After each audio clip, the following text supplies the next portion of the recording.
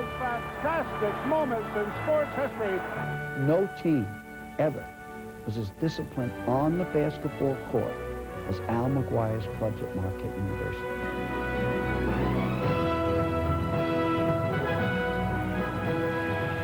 Left to play. Goes back to Michael Jordan. Jumper from out on the left. Good! The Tar Heels are going to win the national championship.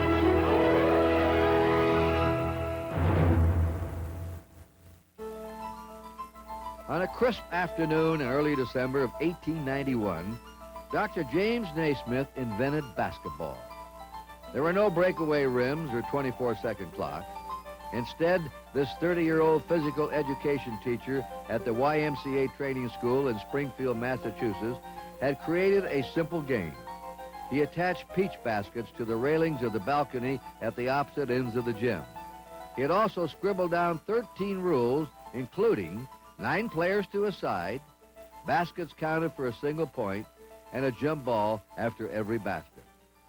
The new game of basketball was a success from the second the first ball was tossed up into the air. Word quickly spread that something new was going on in Springfield as spectators flocked to see Naismith's creation. Said Dr. Naismith of his game, and I quote, "I had in mind a tall, graceful, and expert athlete, one who could reach, jump, act quickly, and easily," unquote. If one didn't know better, it would almost seem as if Naismith was describing the players of today.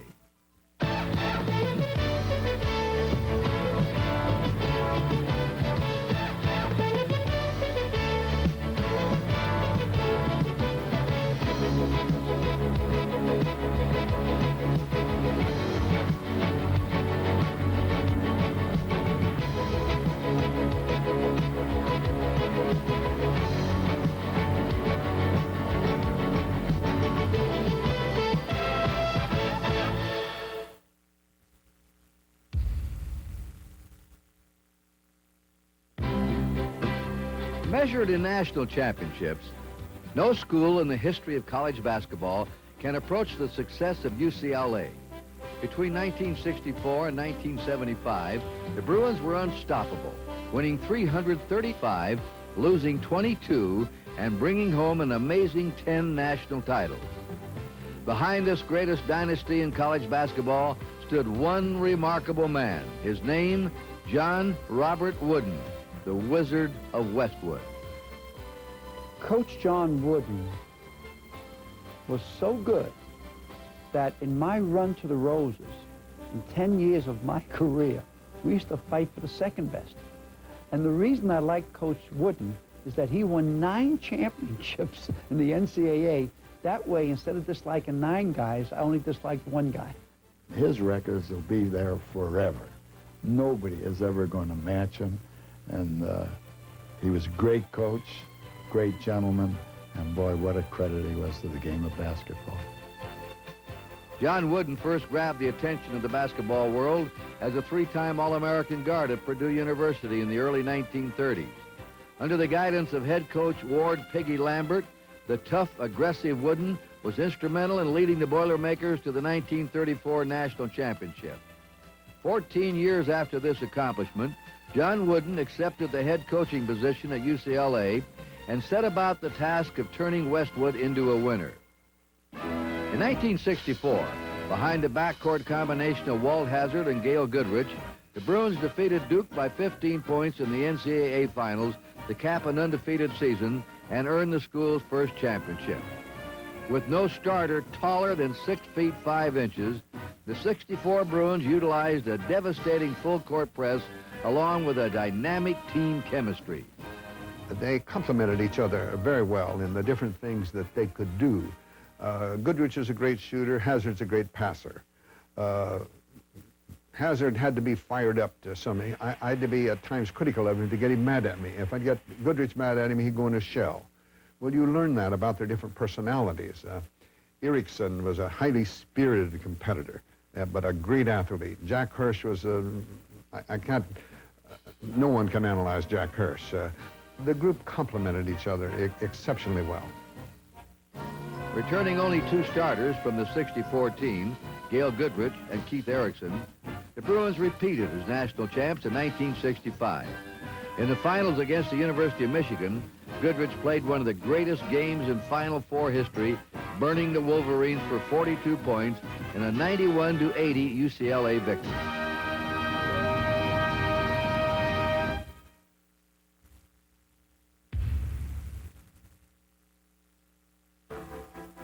In the winter of 1964, the whole country was talking about Lou Alcindor, a 7-foot-tall New York schoolboy. Alcindor, now known as Kareem Abdul-Jabbar, was such a force at Power Memorial High School that NBA coach Gene Shue said of the 17-year-old phenom, "I'll trade 2 first-round draft choices for him right now." After more than 100 college scholarship offers, Lou settled on UCLA. That fall in Westwood, Alcindor's freshman team, with Lucius Allen, Lynn Shackelford, and Kenny Heights, previewed the future in an intra-squad scrimmage against the varsity. We played them our first game of the year was the varsity freshman game, and they're ranked #1 in the country, and we beat them by 15 points. And so it ended up that they were ranked #1 in the country and #2 on campus. People would ask about it and said, well, what do you think about the freshmen actually beating them in an inter-squad game? And I said, well, it's tremendous. It just has me looking ahead with great pleasure. It made the future look mighty bright, I'll tell you. Bright indeed. Beginning in 1966, with Alcindor in the middle, the Bruins would win 88 games and lose only 2 in the next 3 years. When the curtain finally closed on the Alcindor era, UCLA had become the first school in the history of college basketball to collect 3 consecutive national championships.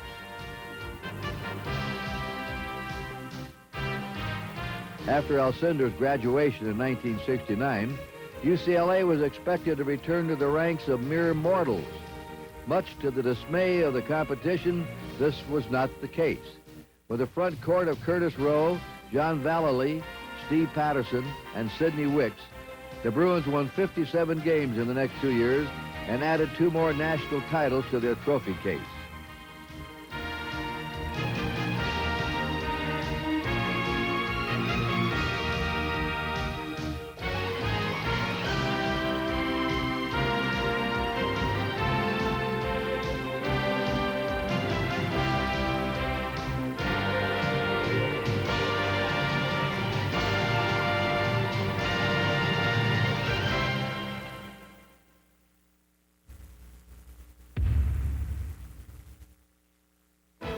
Following the graduation of Wicks in 1971, the stage became set for a new era at UCLA and a superstar center named Bill Walton. At 6'11" and extremely mobile, Bill Walton was everything Coach Wooden expected in a big man. He didn't have any weaknesses as a player. He was a great all-round player, a great attitude, worked hard on the floor at all times, set a great example as far as workability. In many ways, he marched to the beat of a different drummer. With teammates Keith Wilkes, Greg Lee, Larry Farmer, and Tommy Curtis, the Walton gang was invincible, going 2.5 years and 88 consecutive games without losing.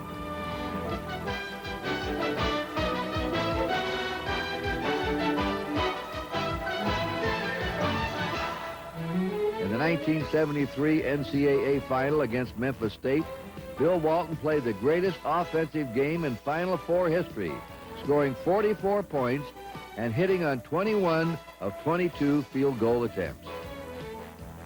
Following the graduation of Wilkes and Walton, nobody expected UCLA to be national contenders in 1975. Yet, behind the leadership of David Myers and the talents of Richard Washington and Marcus Johnson, the Bruins made their 9th consecutive Final Four appearance.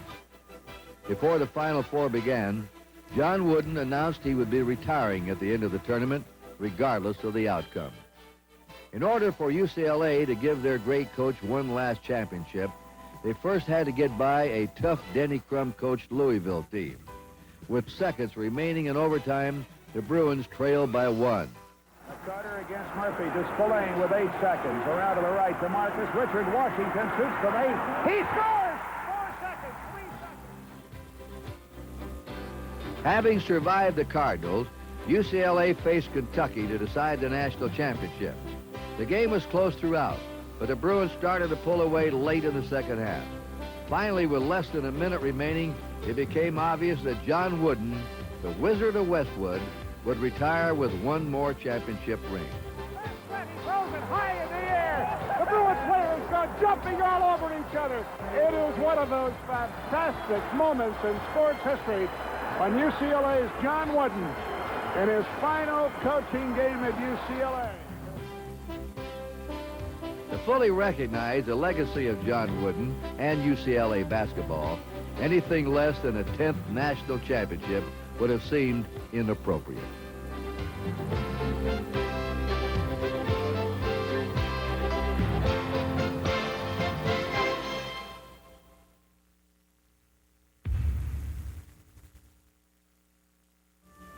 When reviewing the basketball career of Ray Meyer, it's important to mention he did not invent the sport. It only seems as if he's been around as long as the game.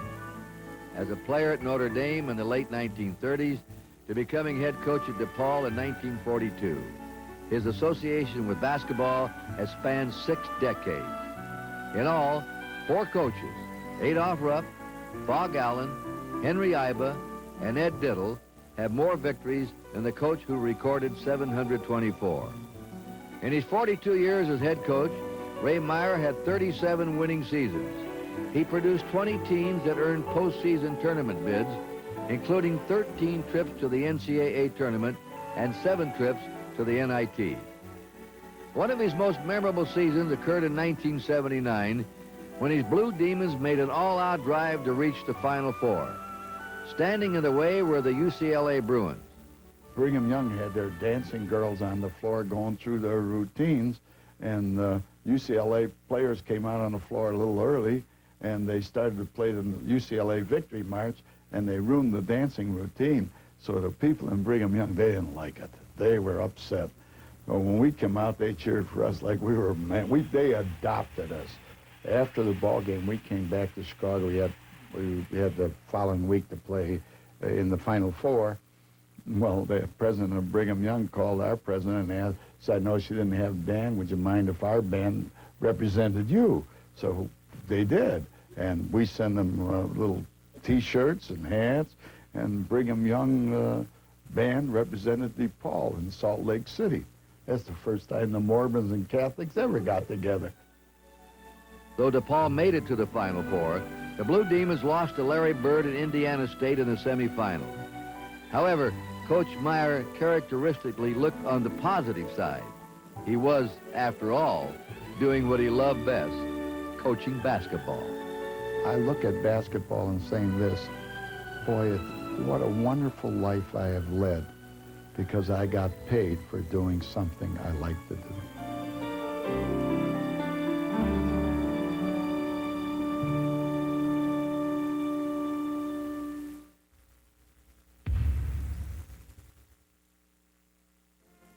The year was 1955. The team was the University of San Francisco.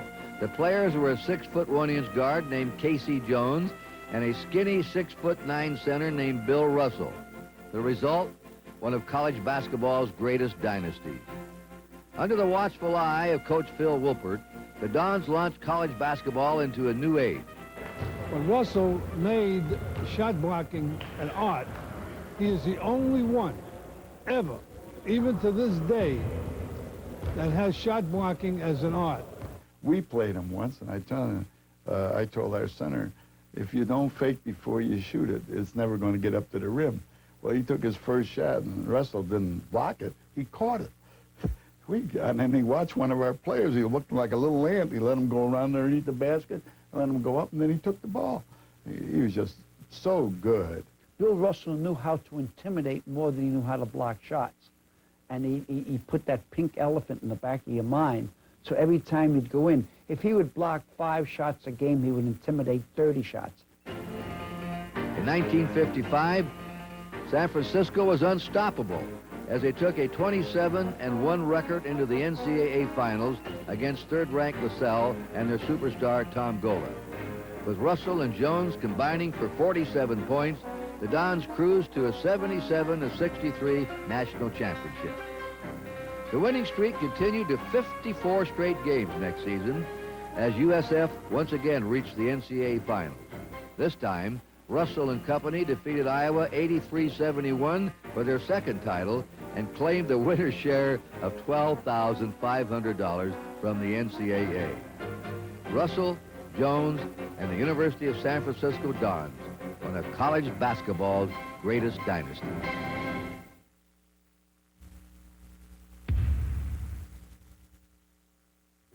Beginning in 1931 and lasting for more than 4 decades, one man, Adolph the Baron Rupp, ruled the sidelines of Lexington, Kentucky. While collecting more victories than any coach in history, 874, Adolph Rupp made the University of Kentucky synonymous with college basketball success. In basketball-crazed Kentucky during the 30s and 40s, everyone followed Coach Rupp and the Wildcats on the radio. My brother and I used to sit at home and listen to the Kentucky games on radio when we were little kids. And we would play along with the Cats with a coffee can and a wadded up piece of paper and shoot back and forth into each other's can as the game progressed. Rupp's Wildcats were a disciplined, fast-breaking outfit that received plenty of national attention. In fact, all state players from across the country would travel to Lexington to try out for the team. The competition was intense, and many quality players didn't survive the cuts. Many of the players that were cut by Coach Rupp were picked up by other schools as they left the gym and courted by especially the colleges locally. But I remember many good players that did not receive scholarships that tried out here, and one in particular was Frank Selvig. And Frank went to Furman and became the nation's leading scorer. From such a deep talent pool, Rupp put together college basketball's first superstar team in 1948. They were called the Fabulous Five and featured All-Americans Ralph Beard, Alex Groza, and Wallace Wah-Wah Jones. In a 3-year span, the Fabulous Five won 100 games, lost but 7, and won 2 national championships. Unfortunately, the accomplishments of the Fabulous Five were permanently tarnished when Beard and Groza were indicted in the point-shaving scandals of 1951.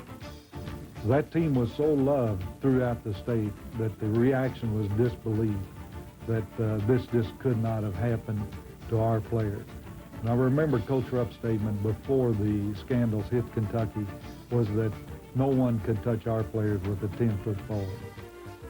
Despite the involvement of his star players, Rupp kept on winning at Kentucky.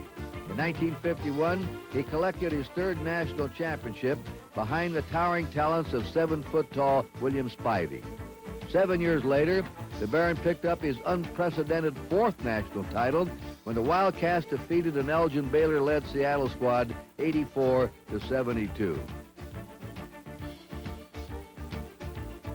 In 1972, Adolph Rupp retired from coaching.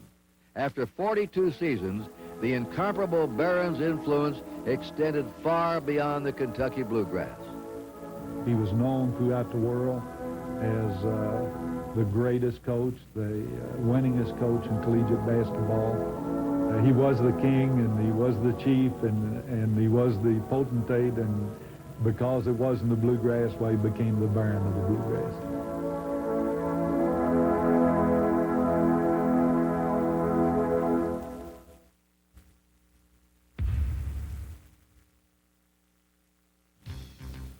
'57 saw the emergence of Wilt Norman Chamberlain, the 7'2" sophomore center from Kansas. Nicknamed the Big Dipper, Chamberlain averaged just under 30 points per game as he led the once-beaten Jayhawks into the NCAA finals against top-ranked North Carolina. Tar Heel coach Frank McGuire had a multi-talented team with 6'5" hotshot Lenny Rosenbluth, Joe Quigg, Bob Cunningham, Pete Brennan, and Tommy Kern. The Tar Heels entered the NCAA title game with a 31-0 record. Their dream season almost came to an end in the semifinals as they survived a triple overtime marathon against Michigan State. Just about everybody felt North Carolina was too tired to bounce back, especially since they now had to face the agile young giant from Kansas in the final. However, Carolina triple-teamed Chamberlain, and paced by the streak shooting of Rosenbluth, they led 29-22 at intermission. In the second half, Wilt finally broke free from the zone as Kansas looked to make a move for the title. To make matters worse for North Carolina, Rosenbluth fouled out with 1:45 to play and Kansas leading by 2. Only a late basket by Tar Heel senior Bob Young, his only points in the game, by the way, sent the contest into overtime at 46 apiece. The first overtime ended at 48 all. The second overtime went scoreless. Finally, in the third overtime, Carolina's Joe Quick calmly made 2 free throws to put the Tar Heels up 54-53. All right, it's taken out by Parker. Parker throws a long one into the left side. They feed it into Stilt, and it's tapped away from Stilt. And we win! 54-53. North Carolina did it! Incredibly, North Carolina had won its second straight triple overtime game. The Tar Heels finished their perfect season as one of the greatest teams in the history of college basketball.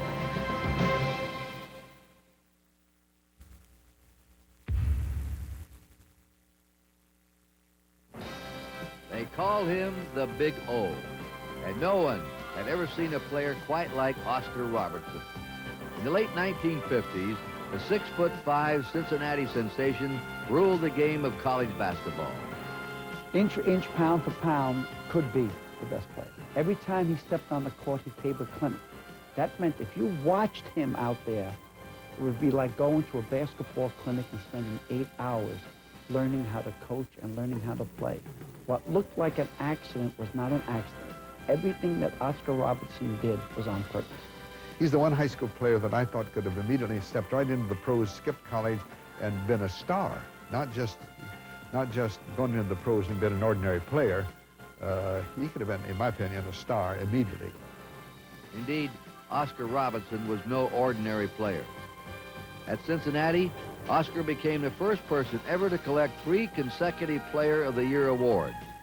He concluded his brilliant career averaging more than 33 points and 15 rebounds per game. Amazingly, though, he was a better passer than scorer and rebounder. If they counted the assists as they do now, if they counted them that way in his time, they'd never break his records.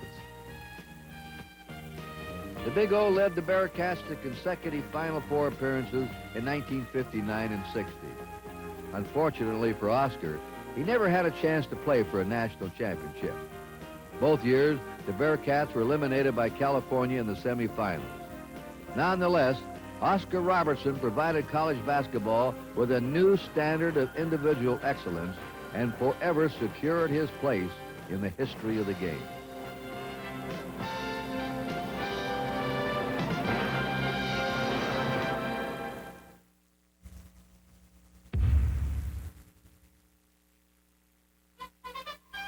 Ohio State basketball coach Fred Taylor was a happy man in 1960. The reason? His sophomore class featured the talent of 6'8" center Jerry Lucas, defensive ace John Havlicek, and highly touted Mel Knoll. Along with shooting star Larry Siegfried and veteran Joe Roberts, the Buckeyes became one of the greatest shooting teams in college basketball history. Among the substitutes on this team was another flash of brilliance, a fiery line drive shooting player named Bobby Knight. Bobby Knight was a very tenacious player. He's known for defense. Bobby Knight tried to play defense as hard as anyone else. He didn't have the quickness of other people, and when you played against Bobby Knight, you knew you were going to be in a physical battle because he didn't have the quickness. Therefore, he would grab you, he would hold you, he would bump you, he'd move you around, and you knew when you were fouled. All-American center Jerry Lucas led the country in field goal percentage for 3 straight years as he made over 62% of his shots.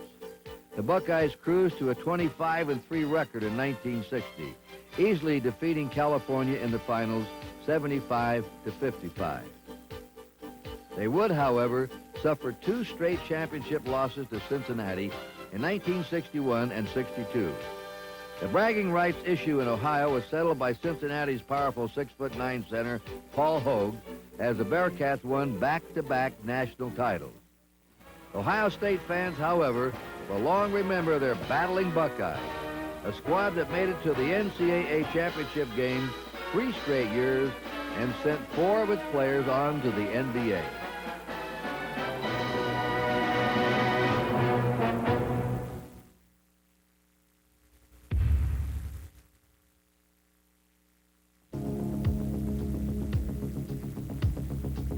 They called him Pistol Pete.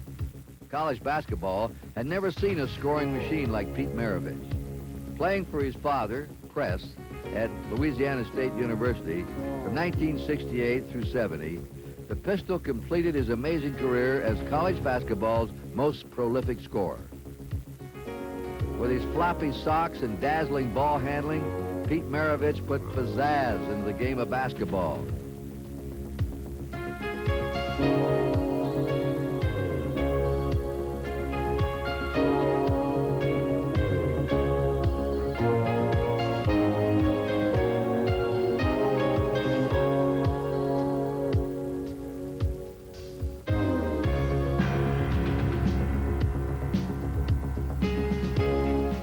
Pete was blessed with a great amount of ability, natural athletic ability. Pete could do a lot of amazing things with the basketball. He was really a showman. I mean, Pete would go out there, put on a show. I mean, that's what he wanted to do. That's how he looked at himself, as a showman. Pete loved the game. He loved the game, and he was a lovely person. I mean, a lot of people didn't know Pete, but there's nothing Pete wouldn't do for you individually. They asked him in terms of helping you any way you can, financially, in terms of basketball, clinics, or whatever necessary, he would do this. And I just thought he was a great talent. In only 3 years at LSU, he rewrote all the record books. Most points in a season, most points in a career, highest career scoring average at 44.2 points per game, and most points in a single game, 69. Whether it was from behind the back or through the legs, double pump or one-handed, the result was the same. Pistol Pete Maravich, college basketball's greatest showman.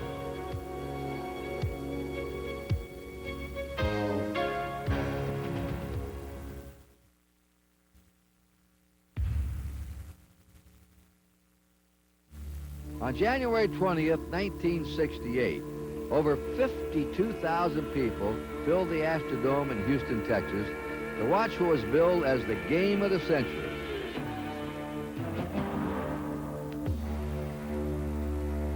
Number 1 UCLA and center Lou Alcindor faced number 2 Houston and All-American Elvin Hayes. This dramatic setting was enhanced even more by the fact that the court was so far removed from the fans. It was a great spectacle. UCLA's 47-game winning streak pitted against Houston's 48 straight wins at home.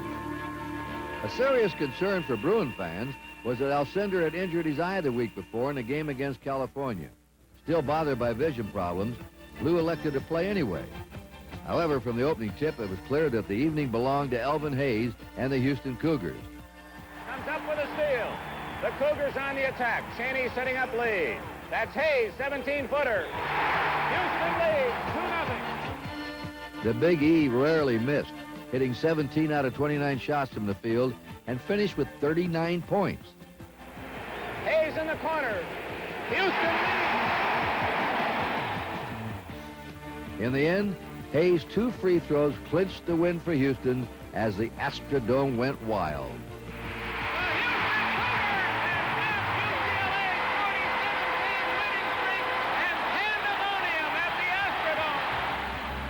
The final score, Cougars 71, Bruins 69.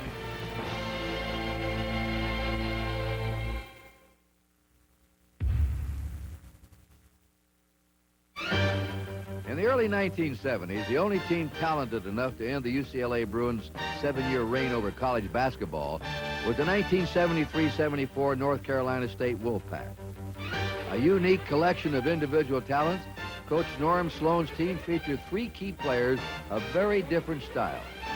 The 74 national champs were built around the big man, 7'4" Tom Burleson. Big Tom was a dominant presence inside with his rebounding, scoring, and shot blocking.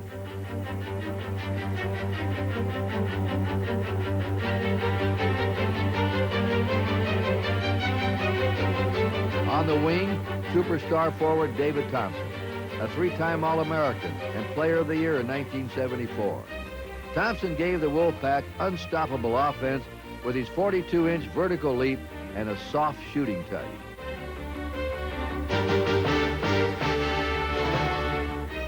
Orchestrating this high-powered offense was the diminutive Monty Tao, standing only 5 feet 6 inches tall. Tao's floor leadership, hustle, and clutch shooting made him arguably the most important member of the super team.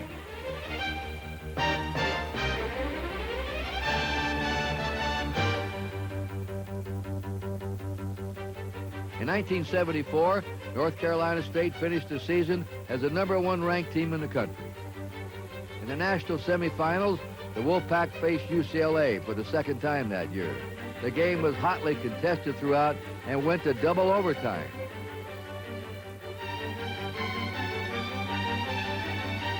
In the second overtime, the Bruins watched an early 7-point lead slip away as North Carolina State stopped their 38-game tournament winning streak 80-77.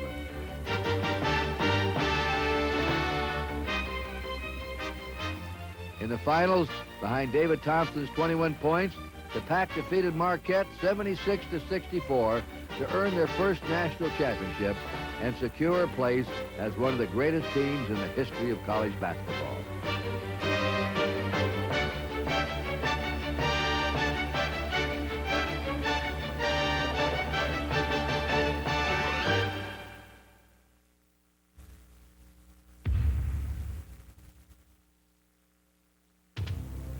The game of college basketball has seen some classic matchups over the years.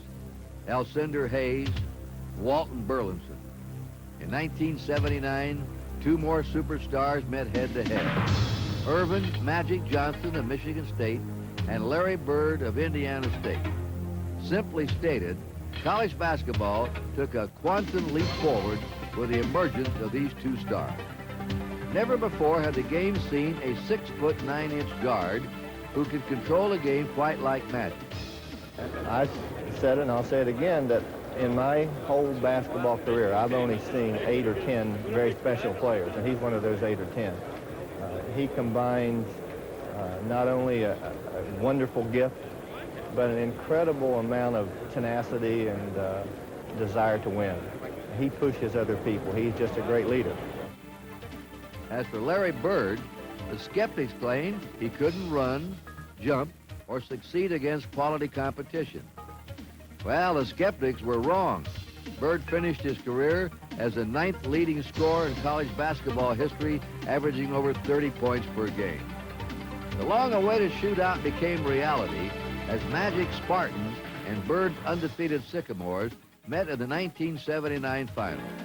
When the smoke cleared, Magic Johnson's 24 points carried Michigan State to the national title. However, the big winner this evening were the millions of basketball fans across the country who witnessed the emergence of two of the game's greatest players.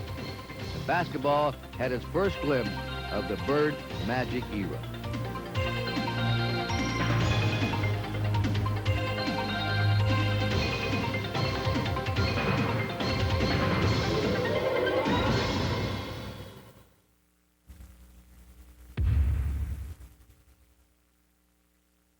College basketball. For 100 years, it has produced many magical moments. Players who changed the game, coaches who were innovators, teams that perform miracles. Today, basketball is at the height of its popularity, with the NCAA fielding a 64-team men's tournament and the women's game reaching new levels of excellence. From Dr. Naismith's peach basket dream through a century of spectacular athletic achievement, the glory of the game continues.